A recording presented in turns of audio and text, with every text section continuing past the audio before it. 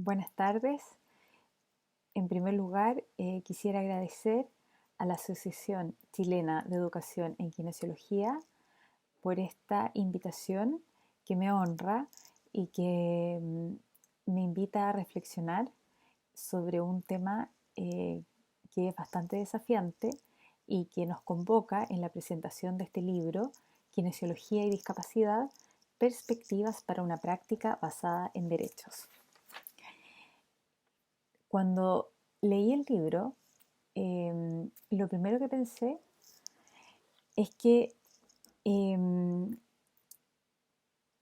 existe, digamos, una constatación fáctica que puede ser una mera opinión y que salta a la luz permanentemente para mí. Y dice relación con la personalidad del gremio de los kinesiólogos.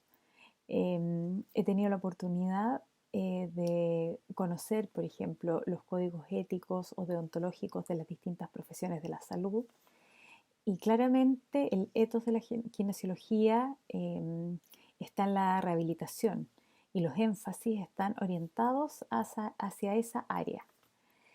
Y como gremio, en el actuar, en el pensar, en el ir transmitiendo el conocimiento, en la forma de educar, también tiene ciertas particularidades.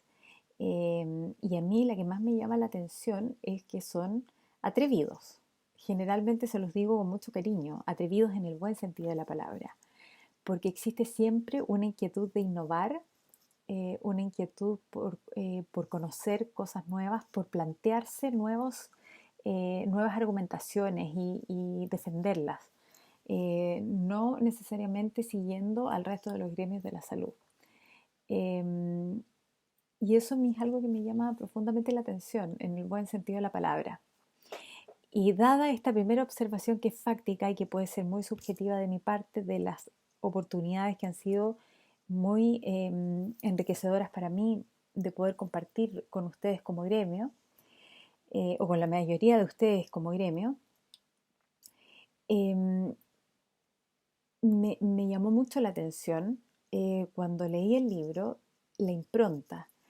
Y que bueno, después que lo leí, después dije, bueno, en realidad que me llama tanto la atención, si es de un libro escrito por kinesiólogos, desde la kinesiología, eh, y que dice relación con este atrevimiento, porque en general libros de discapacidad y derecho existen hace un tiempo en la academia y que están motivados, ¿cierto?, por las distintas legislaciones internacionales, por las orientaciones internacionales, por ciertas tendencias, y cada vez hay mayor interés, sobre todo después de la Segunda Guerra Mundial y en adelante, Primera Guerra Mundial y en adelante, perdón, que nosotros vamos viendo literatura e interés cada vez más creciente en este tema. Pero la novedad que yo me encontré, por lo menos a nivel de la literatura que he podido ir desarrollando en el tiempo o leyendo en el tiempo, observando en el tiempo, es que aquí hay un tercer factor o un tercer elemento que se cruza. Por un lado tenemos el derecho, por otro lado tenemos la discapacidad y por otro lado hay un énfasis en este libro muy importante en el tema de la rehabilitación. Y es desde ahí donde se hace una observación y un aporte al derecho y a la discapacidad y al derecho, mejor dicho, como disciplina. Y eso fue lo primero que me llamó profundamente la atención. Y que para mí fue una novedad muy positiva de conocer, fue algo que me dejó pensando bastante.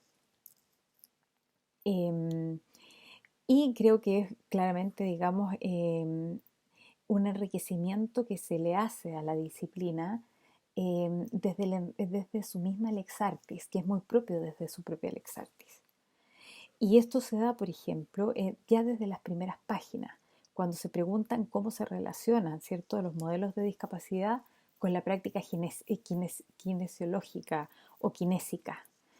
Y además nosotros vamos viendo en los distintos temas, digamos, que se ponen en el libro, los distintos artículos o temáticas, tópicos, temas que son muy variados y que nos ponen permanentemente en alerta respecto de la relación con el otro, respecto de la relación con las tecnologías, em, permanentes desafíos, como son, por ejemplo, la sexualidad, que muchas veces aparece como un tema tabú en la sociedad, em, y ya también, o sea, en la sociedad en general, y por supuesto también en una sociedad em, en donde existen personas que viven en situación de discapacidad. También los sistemas de rehabilitación en la red asistencial, rehabilitación basada en la comunidad, cómo es desde esta mirada, ¿cierto? En la inclusión laboral y la ergonomía, es decir, cómo nosotros también nos preocupamos desde la salud ocupacional, que es algo tan propio de la kinesiología, donde la kinesiología tiene mucho que aportar. ¿Qué pasa con el transporte público? ¿Qué ocurre con el deporte adaptado, cierto? Y la kinesiología. Son temas que son muy actuales y que en el fondo nos van abriendo espacios, más espacios a esta condición de discapacidad. Y eso entonces es un tema que nos hace eh, ponernos a pensar en cómo nosotros deberíamos orientarnos a ciertos ecosistemas o pensar en una ecología humana, responsable, es decir, cómo nosotros vamos generando entornos que sean adaptados a las personas y que no signifiquen que las personas tenemos que estar adaptadas a los entornos.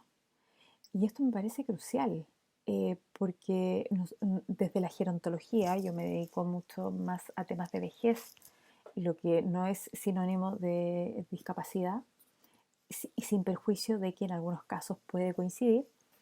Em, el envejecimiento es un proceso de adaptación continua, ¿no? Al ambiente. Y en este sentido creo que tiene que ver mucho también con la condición de la discapacidad, pero en realidad tiene que ver con la condición humana. En el fondo eso fue el salto que este libro me ayudó a observar con mucha claridad.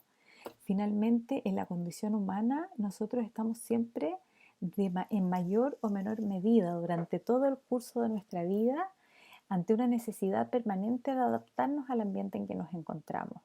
Por lo tanto, aquí el urbanismo, la preocupación, ¿cierto?, por tener entornos que sean más amigables hacia el ser humano, aparecen como una necesidad que es fundamental. Y el libro en eso pone mucho énfasis y me es de toda lógica, eh, porque por un lado tenemos la salud observada desde lo preventivo, pero para una mejor rehabilitación también necesitamos entornos que sean favorables.